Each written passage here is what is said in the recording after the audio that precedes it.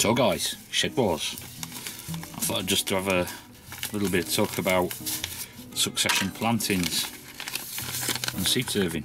This is all solid seed I saved myself. It's always worth letting some stuff go to seed. From a couple of lettuces or a few lettuces you get a hell of a lot of seed. I'll just show you how I do this. It's a space thing.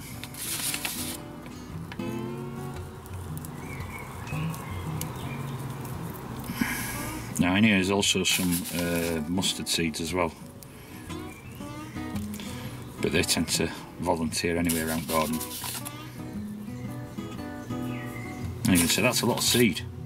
It is. There's probably about 200 plants in there. The beauty of that is they'll be up in a couple of days, some of them 3 days, and then I'll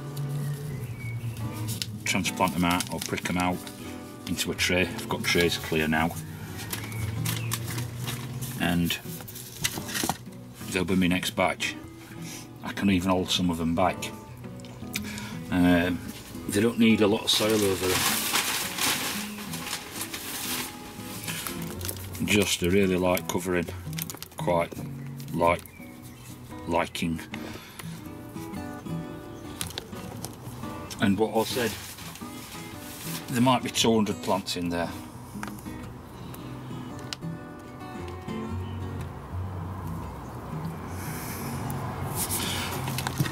But I've got some other stuff to plant. I'm not going to show you, but that's how I do my lettuce. And I had enough for all plants I've had this year so far, and I don't know, I think I give away about another 50 plants. Let's have a look about what's going on in here. Thought we'd just have a quick look around in here. I've got a couple of things to show you today. I've identified the mystery brassica, and there's a few things in here. Oh, and also something else rather interesting. But I'll start in here. Tomatoes are all looking good. I've got trusses on most of them, and this one's got tomatoes on it. This is the cold tomato that Dale sent me, and it's always fast, as in producing. This one here, these two here that are looking really healthy, this is the Swiss tomato. It's a cherry sort of square heart-shaped thing. Yeah, and that's Basil Bearbeiter. This one here is a Wenzel, which is the big beef. I got half a kilo of tomatoes off this last year, so over £1. This one here is a subarctic planter. I'm going to try and double stem that, or them. I've got a hillbilly, subarctic plenty. This one I always forget. This one is one that I bought. Gardener's Delight. That's the Gardener's Delight. I have to single string in here just for space. I've got some outside, as you've seen. I'm going to try and train them in a different way. I managed to get my cucumbers in. I've got a lot of cucumbers. I've got 2 long varieties and 3 short varieties, which also from Dale Calder. Some of these are self-pollinating, so I've got to pull male flowers off. I'll have to check which ones they are. No, I think they all are, in fact. But there's a mini munch and 2 others. But I'm looking forward to see how they go.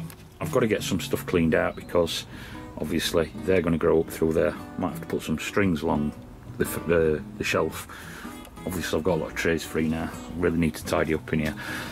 Successive planting, or succession planting. Can you say that? Succession. Sound like James Bond. 007, License to Kill.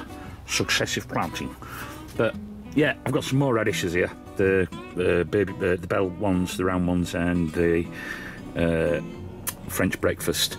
There's also some broccoli in here, which I didn't get broccoli done because I didn't have any broccoli seed at the time of year, and some more kohlrabi. These are some flowers, some lupins in here, and this is bunny grass. There's a couple of other things coming up here. These are from what Marie Curry sent me, but unfortunately some of the stuff ain't come up. I don't know what that is now because name's gone off with the sun. Bugger. And these here are purple broccolis. Not broccolis, cauliflowers, sorry. Purple cauliflowers. So they've got to go in at some point. These are the Korean melons. I only got 2 out of ones that I planted, but 2 did come. And this is a pear tree what I grew from seed, which I want as a pollinator. It'll either be grafted on to my tree or I'll keep it in a pot, because I'm sure it won't be a dwarf rootstock now. A couple of extra cucumbers. They're the spring onions that I replanted, and picking celery, extras, some herbs. I've got to move all them extras. I'm going to put them in a bed, in one of the flower beds, just to see how they do. And this is that really interesting plant. This is that what do you call it? Glacier lettuce. They call it lettuce. It's an African thing. Yes, the colour is correct. It's supposed to go that colour, but they really need potting on into something bigger.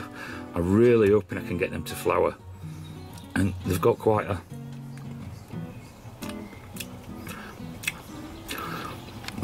salty lemon flavour. So I really want to get seed from them, or be able to overwinter them. But I'll show you what else is growing on. Up there in my soffit there's a sparrow's nest. That's the second fledglings they've had. That's the second nest they've had in there this year. I don't mind that, they're native. So we'll just have a look down the garden. It's all filling out nicely now. I don't know if I've mentioned that. I've got some more red and black currants on here, and some radish rhubarb. But the mystery brassica, I'll show you. It's a white radish. Can you see? Yes, white radishes. Now I ain't grown white radishes for about 3 years. Now 1 or 2 might have come up from some seed that's gone to seed, and obviously gone into compost. This had compost thrown on it, as I had so many volunteers in here. Obviously I've mulched this. There's something really interesting about mulch. I'll show you in a sec. Other thing I was going to say is these are my kohlrabi. Things are coming out, so you've got to have something to go back in, yeah? That's all the part of the succession planting. But they're ready. You could take them quite easily now. But there's all sorts of brassicas in here. There's red cabbage, there's 2 types of white cabbage, greyhound and Asa from Bill and Val. There's Brussels sprouts, 4 of, and there's some all year round cauliflower. So as stuff gets, and these are starting to hot up, look. This is the yacon. I know I've mentioned it before. I've put a couple of peppers in there to see what they'll do. One's King at North, one's Giant Bell. Onions are doing okay. Like I say, I've had dogs run through some stuff, but my carrots are really terrible this year. I'll show you. I had to clean crap out of that twice, so they're digging them up. But I think it's because it's been so dry, and it's in this bed, well, as you can see, might be a dozen carrots in there. I have replanted it. I replanted it yesterday, and I put some more back in that other bed over there, which is quite, just got to see what happens. Hopefully we'll get some, and this lot what I've planted, I'll keep on top of watering it. We've due some rain, you know. These are the Ruth Stout style potatoes, just starting to get some flowers on them. They're a long time behind the Spudomatic. Spudomatic should be about a month. Beans, we're getting flowers on here. I'll have to look at that. Getting a bit more black fly coming up here. Give them another spray, but it's not bad. But these are starting to get flowers on. These are pongos, covered in black fly. Spray them today, and they're back. Climbing beans are doing all right. The ones that are more advanced are Norwegian monastery beans. They always grow faster than the Trail of Tears. So spray them though. I'll just have a quick look at this under the skirts. Let's see if we can find out.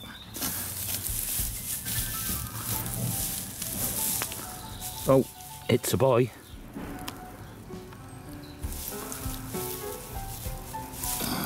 of small spuds on there.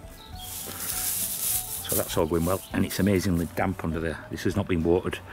Everything else has been watered, but this hasn't been watered. And this is what this is another bed. This is just grass cuttings. It had my compost thrown on top of it and then grass cuttings, right? This has had absolutely no water. I planted this up yesterday. Now as an experiment, I've put a row of carrots in there. See how they do. But that, if you've seen the video of me planting this up, that were bone dry, rock hard, yeah? So I thought I'd just have this little clip in. This is that roof stout bed as I planted it up. And as you can probably see how dry and hard that soil is before I covered it up with a straw. I did water it that once. And this was the same. This is absolutely not a drop of water. But I can dig in there now with my hands. And it's so damp underneath.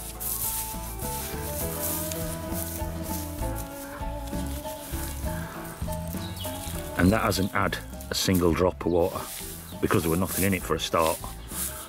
So it just shows you how much difference a mulch will make, you know, as into watering and to weeds as well, because that was my own compost from the front garden. There's lots of flower seeds and stuff in it, which I'll show you, because this is the same stuff, but I've got lots of stuff coming up. No, they're not carrots. They're actually a flower, but unfortunately they've no right to be in there. There are lots and lots of them, see? So any sort of mulch, be it straw, grass, hay, is going to save you a lot of time and watering. I mean, I was amazed yesterday when I dug down into that how wet it was underneath. And that's why I'm hoping these carrots might do better, because they are delicate seeds. And I think what happened in this bed, we've had so many dry periods. We had a bit of rain, some of them got old, some of them didn't. And I looked yesterday and that little guy there was struggling, he was just all wilted. So I've replanted this. I'm going to like religiously water it, and hopefully these carrots will fill out and the ones in the other bed will fill out. And again, look, you see how many weeds are in this? This is just because it was my compost and I didn't top it out like I usually do with the shop bought stuff, which is clean, you know. Again, look, these are all flowers. I just thought I'd show you this little area as well. This were all grown over because the dogs had pulled the dirt over it, had washed down, and there's a lot of gravel in here. There's some paving slabs, not many. I haven't washed it down due to water. There's not a lot, but I planted the rest of my sunflowers here, so this will be another little bit of a sunflower display. And I think I'll probably put some of them lupins I've got in here, and I'll put some in at the bottom and see what this looks like. And next time we cut the grass, I'll probably mulch this with the grass as well. There's a lot of wood in there and stuff, you know. It'll be a bit hugel culture sort of thing. It's not an hugel, well, it is, I suppose, because we had a load of shrubs here which I just cut down and chopped up and left them there. So it'll be interesting to see how that goes. So that's about it. I'm gonna chop this down today and shred it and try and set up 2 water barrels, because we do some rain and I want to catch as much as I can now as it's been so dry. And here's another tip: when collecting eggs out of the quail cage, just because there's 2, don't put them in your pocket and then sit down. Ask me how I know. But anyway, thumbs up or a thumbs down. Don't forget, it's always nice to be nice, and leave a comment in. We love your comments.